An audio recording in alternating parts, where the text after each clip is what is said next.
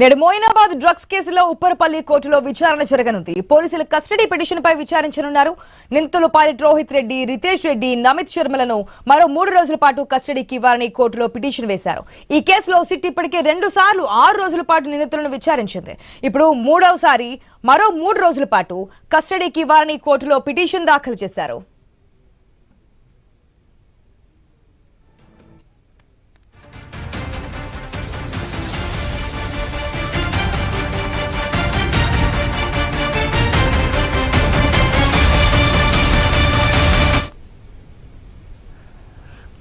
Moinabad drugs case issue చూసాం మనం.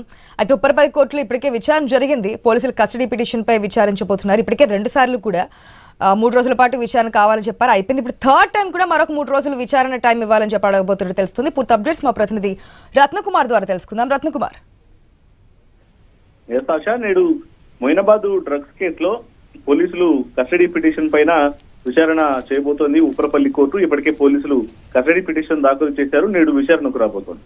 నిందితులు పైలట్ రోహిత్ రెడ్డి, రితేష్ రెడ్డి, నమిత్ శర్మలను మరో 3 రోజుల పాటు కస్టడీకి ఇవ్వాలని పోలీసులు ఈ పిటిషన్ దాఖలు చేయడం జరిగింది.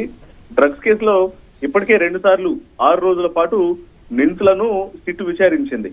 ఇప్పుడు 3వసారి మరో 3 రోజుల పాటు కస్టడీకి ఇవ్వాలని వారి దగ్గర నుంచి తెలుసుకోవాల్సినటువంటి సమాచారం ఇంకా ఉంది అంటూ కోర్టులో పిటిషన్ దాఖలు చేయడంతో నేడు ఈ యొక్క పిటిషన్ అనేది విచారణకు రాబోతోంది. మరి కోర్టు 3వసారి ఇప్పటికే 2 సార్లు కస్టడీకి అనుమతించిన నేపథ్యంలోనే మరి 3వసారి కస్టడీకి ఇస్తుందా లేదా అనేటువంటి ఒక సస్పెన్స్ అనేది ఉంది.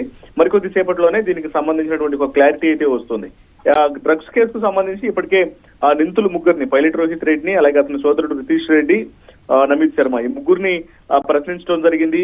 వీళ్ళని ప్రశ్నించి సిట్ అధికారులు కస్టడీ విచారణకు తీసుకొని పలు ప్రశ్నలు సంధించినప్పుడు దీని వెనకాల ఉన్నటువంటి వ్యక్తులు అనేక మంది పేర్లు అనేవి బయటకు వచ్చాయి. రాకేష్ వర్మ, అభిషేక్ సింగ్, అలా రకరకాల పేర్లు అనేవి బయటకు వచ్చాయి. పలు వ్యాపారవేత్తల పేర్లు కూడా బయటకు వచ్చాయి. కాబట్టి సో ఇంకా మూలాలను తెలుసుకొని దీని మీద పూర్తి ఇన్వెస్టిగేషన్ చేయాలనే ఉద్దేశంతో ఈ పిటిషన్ దాఖలు చేసినట్లు తెలుస్తుంది. ఇక దీని మీద మరికొన్ని గంటల్లోనే కోర్టు ఏం చెప్పబోతున్నటువంటి ఒక రిజల్ట్ క్లారిటీ అయితే వచ్చేటువంటి అవకాశం ఉంది. Right Ratnakumar, thanks for the update.